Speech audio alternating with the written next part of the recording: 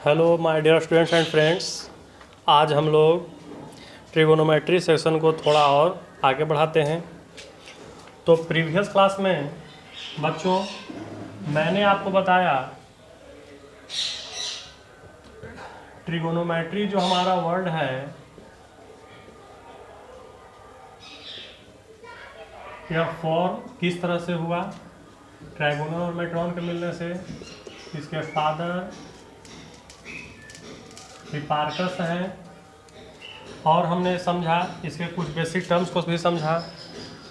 और जो सबसे मेन टर्म जो था वह राइट एंगल ट्रायंगल से था कि राइट एंगल ट्रायंगल में कितने कंपोनेंट्स होते हैं। तो यहाँ पे हमने समझा कि राइट एंगल ट्रायंगल में थ्री कंपोनेंट्स होते हैं। एक परपेंडिकुलर होता है, एक बेस होता है और एक हाइपोटेनस होता है। हमने समझा किसी भी राइट एंगल ट्रायंगल में ए बी सी एक right angle triangle, angle B पे इसका राइट एंगल है। इसमें एंगल सी से लिए हम एक्यूट एंगल लेते हैं। इसके अकॉर्डिंग देखें तो इसके जो अपोजिट में जो साइड मिलेगा वह होगा परपेंडिकुलर। राइट एंगल के सामने होगा हमारा हाइपोटेनस और जो रिमेन्स है वह होगा बेस। और मैंने आपको इसका डिफिनीशन भी पिछले क्लास में बताया था। एक्यूट एंगल के सामने वाले मतलब अपोजिट जो साइड होता है उसको परपेंडिकुलर कहेंगे और राइट एंगल के अपोजिट में होगा हमारा हाइपोटेनस। और जो एक्यूट एंगल फॉर्म करने वाला जो शॉर्टर साइड होगा उसको आप बोलेंगे बेस। और हमने समझा था पिछले क्लास में राइट एंगल ट्रायंगल में बेस और परपेंडिकुलर इंटरचेंज होता है। जैसे यहाँ पे एंगल ए के अकॉर्डिंग यहाँ पे एक्यूट एंगल लेते हैं तो यहाँ पे हमारा हो जाता है परपेंडिकुलर और यह हो जाएगा बेस और यह हो जाएगा हाइपोटेनस। इसके बारे में हम लोग प्रीवियस क्लास में समझ चुके हैं। तो हमने समझा था परपेंडिकुलर बेस इंटरचेंज होगा बट हाइपोटेनस में किसी तरह का कोई चेंजिंग नहीं होगा। इस बात को हम लोग पिछला क्लास में समझ चुके हैं। तो आज के क्लास में हम लोग जो मुख्य रूप से बात करेंगे वह होगा टी रेशियोज के बारे में। ट्रिगोनोमेट्रिक रेशियो जिसको शॉर्ट में हम लोग कहते हैं टी रेशियो। तो टी रेशियो को समझने से पहले थोड़ा सा एक ट्रायंगल राइट एंगल ट्रायंगल पे थोड़ा सा ध्यान देंगे। एक ए बी सी हमारा एक राइट एंगल ट्रायंगल है, एंगल बी पे राइट एंगल फॉर्म कर रहा है। तो यहाँ पे देखेंगे हम लोग जानते हैं कि किसी भी ट्रायंगल के 6 पार्ट्स होते हैं, उसके 3 एंगल्स होते हैं और 3 साइड्स होते हैं। तो एंगल को फॉर्म होने के लिए मिनिमम आपको 2 लाइन सिगमेंट चाहिए, 2 रेज चाहिए या 2 लाइन्स चाहिए। तो यहाँ पे एंगल ए को फॉर्म करने में ए बी और ए सी 2 लाइन सिगमेंट्स आ रहे हैं। एंगल बी के फॉर्मेशन में ए बी और बी सी 2 लाइन सिगमेंट्स आ रहे हैं और एंगल सी के फॉर्मेशन में बी सी और ए सी 2 लाइन सिगमेंट्स आ रहे हैं। तो देखें यदि हम यहाँ पे साइड्स का रेशियो लिखें तो एंगल ए के अकॉर्डिंग लिखेंगे तो एंगल ए के अकॉर्डिंग साइड्स का रेशियो क्या होगा, A B upon A C. A B और ए सी एंगल ए के फॉर्मेशन में आ रहा है, या तो हम इसको लिख सकते थे ए सी अपॉन ए बी। यदि हम यहाँ पे देखें एंगल बी से तो एंगल बी के फॉर्मेशन में 2 साइड्स आ रहे हैं ए बी और बी सी। तो A B upon B C और हम इसको लिख सकते हैं B C upon A B. Angle C के फॉर्मेशन में 2 sides B C and A C, तो इसे हम लिख सकते हैं बी सी अपॉन ए सी, या तो हम लिखेंगे ए सी अपॉन बी सी। अब इसको छोड़ करके और हम किसी भी तरह से साइड्स को रेशियो के फॉर्म में हम नहीं लिख सकते हैं। तो देखेंगे किसी भी ट्रायंगल से हम टोटल मैक्सिमम नंबर ऑफ कितने साइड्स का रेशियो लिख पाते हैं, 1 2 3 4 5 6। तो टोटल नंबर ऑफ रेशियो जो होगा किसी भी ट्रायंगल में साइड्स का वह होगा कितना, 6। और यही जो रेशियो है इसी को हम लोग क्या कहते हैं, ट्रिगोनोमेट्रिक रेशियो, जिसे हम लोग शॉर्ट में क्या कहते हैं, टी रेशियो। तो यदि कोई आपसे पूछता है हाउ मेनी टी रेशियोज तो हमारा आंसर होगा 6। और वाई यदि बोले why the number of T ratios is 6 then we, इस तरह से हम उसको फिर हम समझा सकते हैं। अब थोड़ा और आगे समझें तो मैं आपको एक बात बता दूं कि किसी घर में मान लीजिए कि एक आदमी ए है और इसके 6 प्रोडक्ट्स हैं। प्रोडक्ट्स का मतलब समझ ही रहे होंगे। यहाँ एक प्रोडक्ट है, दूसरा प्रोडक्ट आया, फिर तीसरा प्रोडक्ट आया, चौथा, पांचवा और यह 6 प्रोडक्ट है।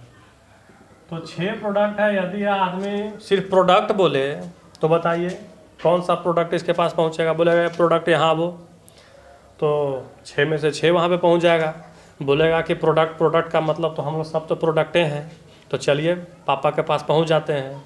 तो इससे बचने के लिए वहाँ पे वह जो पापा हैं वो क्या करेंगे, सबका एक सर्टेन नाम देंगे कि चलो भाई तुम सबसे पहले आया था, तुम्हारा नाम ए होगा, तुम्हारा नाम बी होगा, सी होगा, डी होगा, ई होगा, एफ होगा।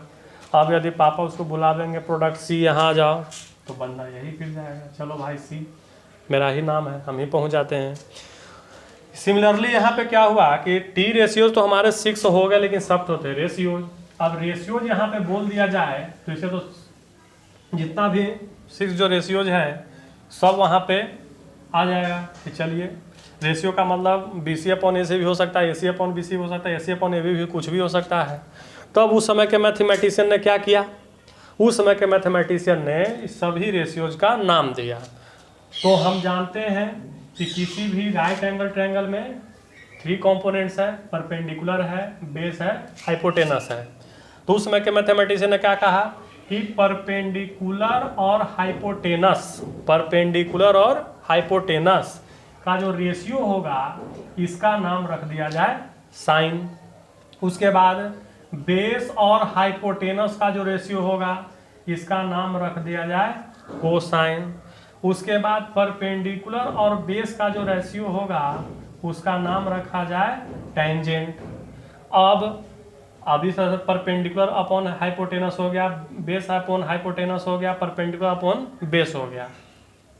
अब क्या किया गया कि अब इसको थोड़ा पलट के हाइपोटेनस अपॉन परपेंडिकुलर होना चाहिए, तो हाइपोटेनस अपॉन परपेंडिकुलर इसका नाम रखा गया कोसेकेंट, इसका नाम रखा गया कोसेकेंट। और हाइपोटेनस अपॉन बेस था, इसका नाम रखा गया सेकेंट।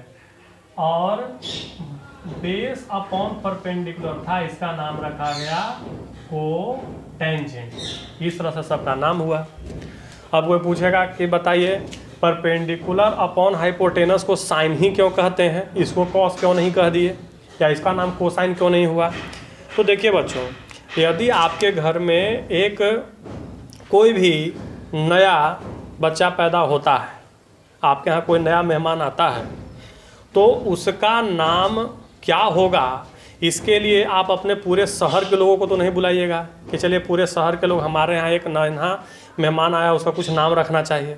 उसका नाम कौन रखेगा, उसका नाम आपके घर के जो मेंबर्स हैं वह सब मिलकर के कुछ भी नाम रख देंगे, XYZ कुछ भी नाम रख देंगे।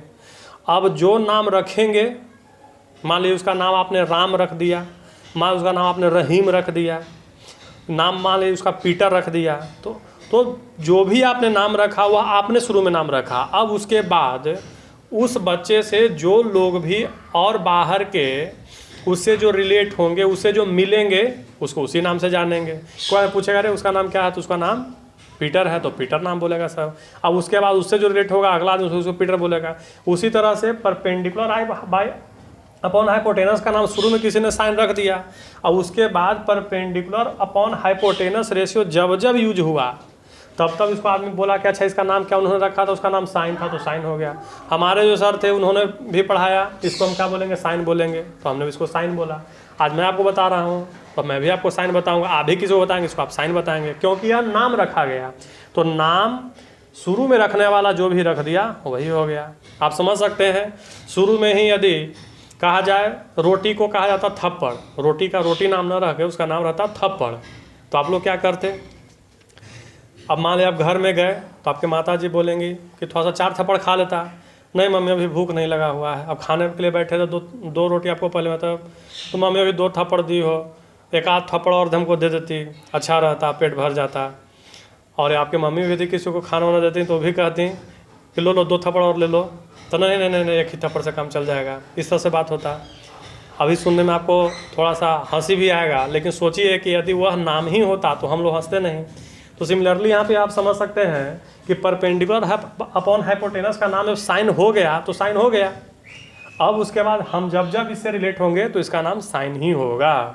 अब इसमें जो मज़े की बात है जो हम लोग को समझना चाहिए, साइन है, कोसाइन है, टेंजेंट है, को सेकेंट है और को टेंजेंट है।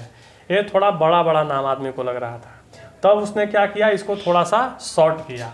साइन का ई हटा करके इसका नाम उसने रख दिया साइन। कोसाइन में से आई एन ई को हटा करके इसका नाम हो गया कॉस। टेंजेंट में से क्या किया, जी एन टी को सीधे हटा करके इसका नाम हो गया टेन।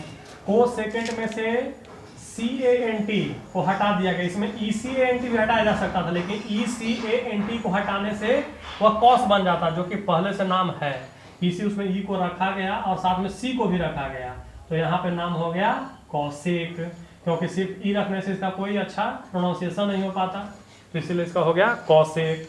और यहाँ पे सीधे ए एन टी को हटा करके यहाँ पे बन गया सेक।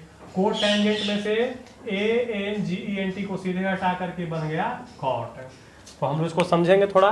परपेंडिकुलर अपॉन हाइपोटेनस का नाम होगा साइन, बेस अपॉन हाइपोटेनस को कहेंगे कोसाइन, परपेंडिकुलर अपॉन बेस को कहेंगे टेंजेंट, हाइपोटेनस अपॉन परपेंडिकुलर को कहेंगे को सेकेंड, हाइपोटेनस अपॉन बेस को कहेंगे सेकेंड, बेस अपॉन परपेंडिकुलर को कहेंगे को टेंजेंट। साइन को शॉर्ट में बोलेंगे साइन, कोसाइन को कॉस, टेंजेंट को टेन, को सेकेंड को बोलेंगे कॉसेक, सेकेंड को बोलेंगे सेक और को टेंजेंट को हम लोग क्या बोलेंगे कॉट। तो बच्चों यह जो टी रेशियोज है उसका जो नेम है आपको 100% आपके दिमाग में होना चाहिए। जब तक यह आपके दिमाग में नहीं होगा तब तक आप ट्रिगोनोमेट्री को ठीक ठाक ढंग से नहीं समझ पाइएगा। तो इस बात को थोड़ा सा याद रखें और इस बात को समझें। और मैं एक बार और आपको रिकॉल करवा दे रहा हूँ, परपेंडिकुलर हाइपोटेनस का जो रेशियो है उसका नाम है साइन, शॉर्ट में बोलेंगे साइन। बेस और हाइपोटेनस का जो रेशियो है उसका नाम है कोसाइन, शॉर्ट में बोलेंगे कॉस। परपेंडिकुलर और बेस का जो रेशियो है इसका नाम है टेंजेंट, शॉर्ट में बोलेंगे टेन। और हाइपोटेनस और परपेंडिकुलर का जो रेशियो इसका नाम है को सेकेंड, शॉर्ट में हो जाएगा कॉसेक। हाइपोटेनस अपॉन बेस है, इसका पूरा नाम है सेकेंड, इसको शॉर्ट में बोलेंगे सेक।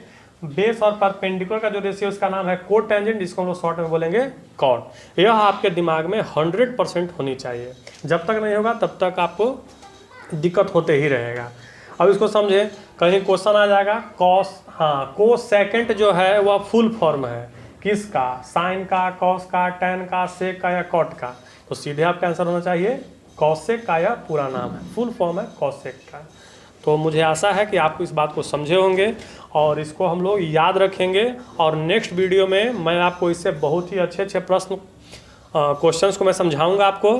और हम लोग सभी अभी NCERT के 1 by 1 क्वेश्चन को हम लोग सॉल्व करते चलेंगे। तो नेक्स्ट वीडियो में बच्चों आप इतना याद करके रखेंगे और NCERT के बुक को के कुछ क्वेश्चंस को देखेंगे और हम अपनी तरफ से आपको कुछ अच्छे अच्छे क्वेश्चंस भी देंगे और साथ में आपको होमवर्क भी मिलेगा।